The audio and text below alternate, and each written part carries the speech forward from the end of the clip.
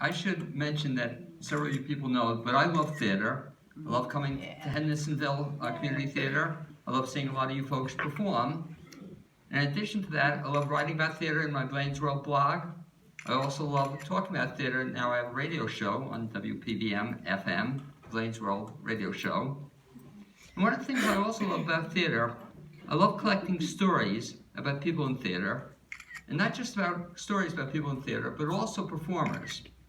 I'd just like to take a little bit of time to talk about 3 performers I know who have made a difference to me. And one of them is a juggler friend of mine. I'll just mention his name, Walter. And Walter talks about the time that he was going to a gig. And he's driving along. And as he's driving along, he's stopped by a cop. The cop pulls him off to the side. And the cop sees 3 long knives in the back of his car.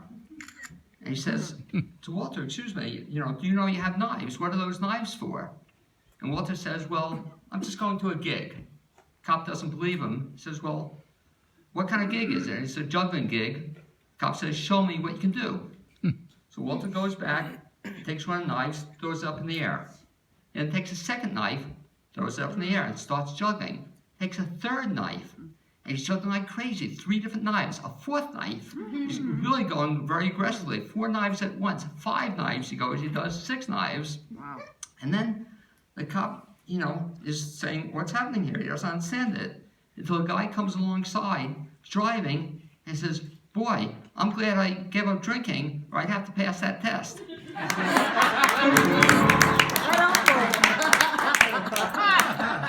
I'm also friendly with a hypnotist, and the story of the hypnotist, let me see if I can remember it, was that this hypnotist is a very famous hypnotist, played all over Western North Carolina. I think he even played in Hendersonville one time. And he has this one gig coming up where he's going to appear before a group of senior citizens. And a big crowd there are 1,000 people in the audience. The hypnotist gets up and starts saying, I want you to listen to me. I want you to look at the watch. I want you to look at the watch. I want you to follow my directions. I want you to follow my directions. As he's doing this, all of a sudden, the watch hits the mic, falls to the floor. He yells, crap! They didn't have him come back there for another 3 weeks.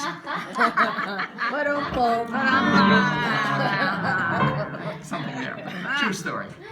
Anyway, the last story I tell, and some folks here, George and Ellen, perhaps know the story, but it involves dancers, a particular dancer, and I love dancers, and I love a particular dancer very much. And I remember I went with 2 of my friends to see this dancer perform. I was very excited. And we go to his so-called gentleman's club. And this dancer is performing, and I'm very excited about it. And my friend Kevin on my right wants to really impress me. So what he does, he takes out a $5 bill, puts it on the dancer's right butt cheek, and it's pretty impressive, $5.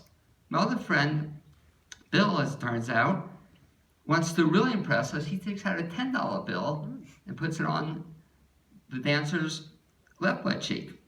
So I have to do something. So I take out my credit card, wipe it down a crack, take off the 5 and 10, and that, by the way, is how I met my beautiful bride, Cynthia. And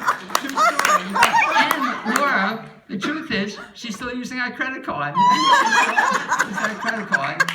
And quite with those in mind, back to you. My very important story.